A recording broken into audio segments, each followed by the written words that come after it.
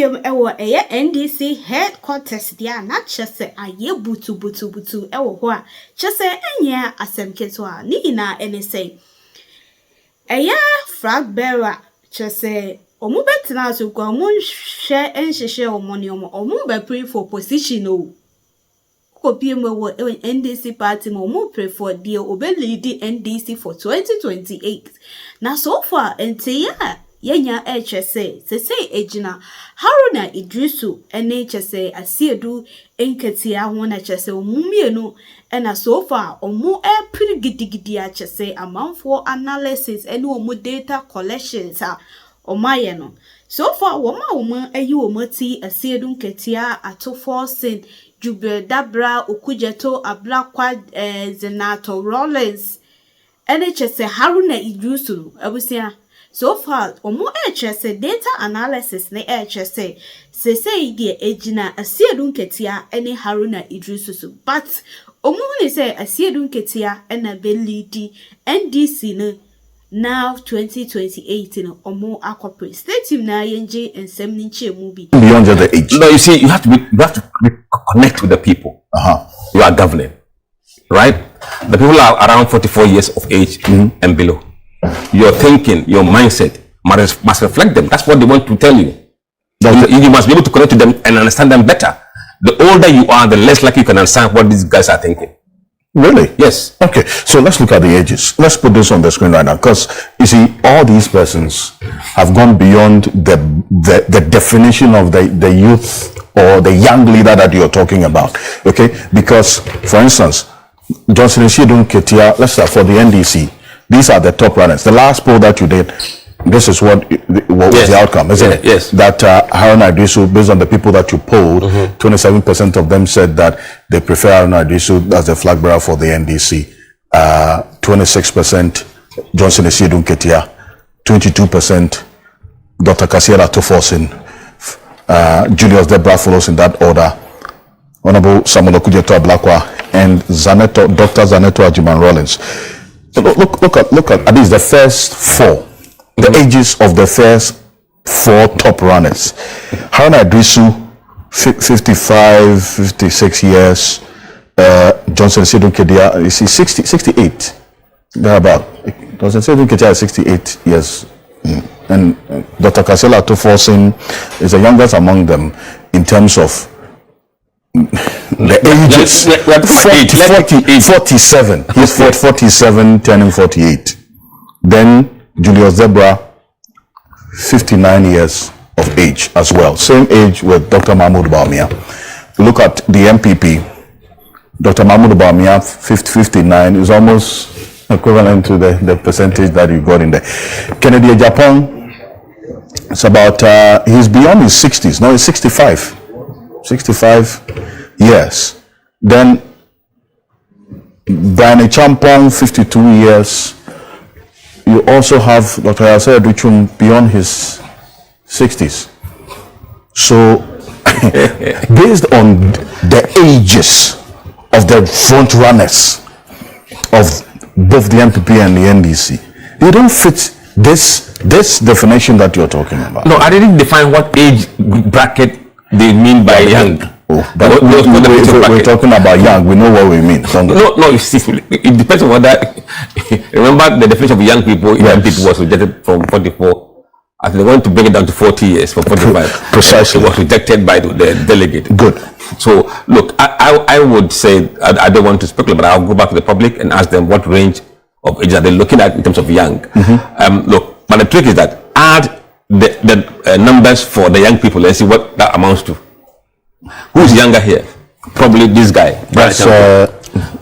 So you add Brian Champo's number, 3%.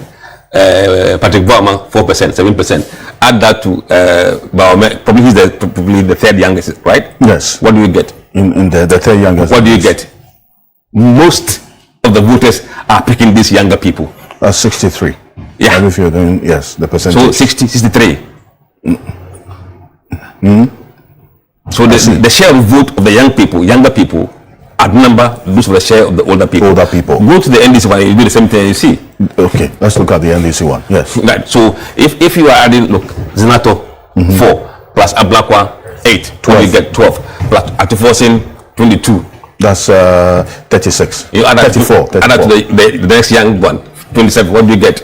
So 34. Majority. That's 61. So you can see that the preferences are going towards the younger leaders. That's a clue. So this reflects Exactly. what you're so the sentiments are towards the younger leaders. Absolutely.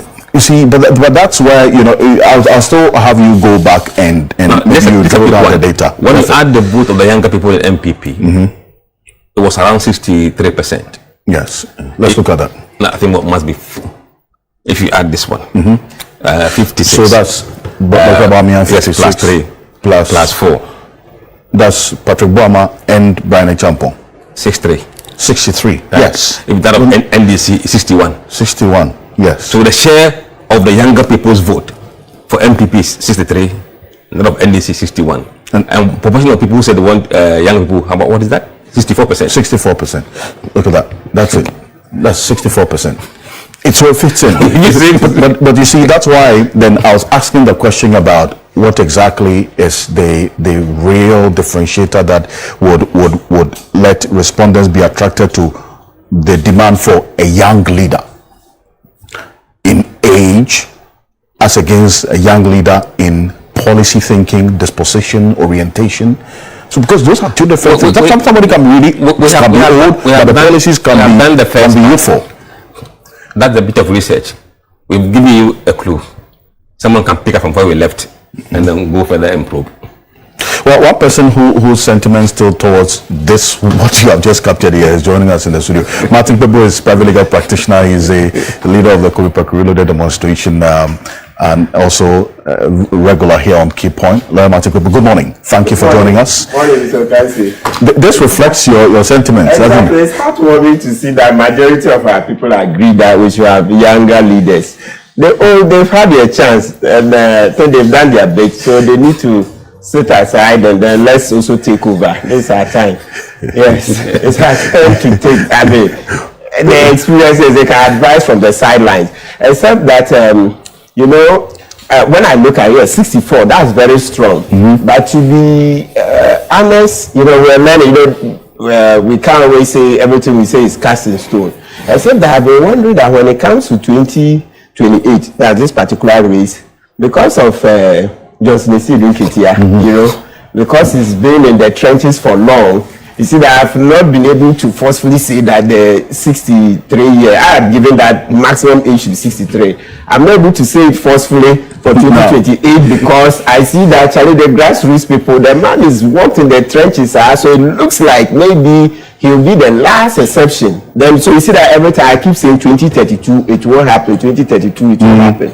So for 2028, it looks to me like, well, if he's able to make it because he's worked, I mean, the trenches for long. You mean Aseidu Nketia? Yes, because he's been in the trenches for long. It looks like maybe from the little that I hear around, the whispers around, it looks like maybe he would be the last exception, right? Yes, but I'm surprised that they say the young people in the MPP, they prefer it. But Bawumia doesn't stand a chance in 2028. Why do you say this so emphatically? How do you know that? Oh, no. 1.6 million votes. You can't wipe out 1.6 million votes in a 4-year cycle unless NDC, just misrule to a level beyond even what Akufo-Addo did. I think we're going to sit down for them to do that. They won't get that chance. What Akufo-Addo did is the last. You know, there's still a lot of anger in the system. You see why John Mahama's approval ratings, which we will get to, is coming down. There's still a lot of anger. What Akufo-Addo did to us, we are not going to sit down for that to happen again. Then this country will explode. So the only chance you say, or the factors that will play to the advantage of the NPP is if the NDC misgoverns extremely beyond what we saw. Did. But you see that by the what do you call it?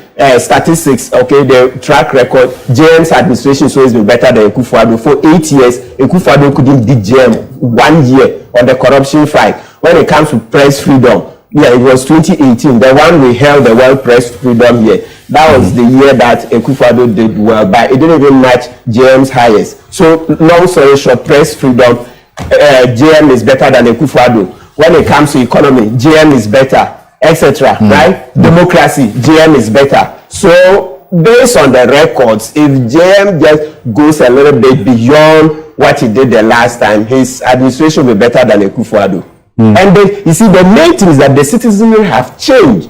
You see the Gen Z people who sat down quietly. There's a lot of anger in the system. So if there's a least misrule, shall we? No, we won't like what. And especially, you make a very good point, because the total eligible voters nationwide, 75% of them are below 45 years. Good.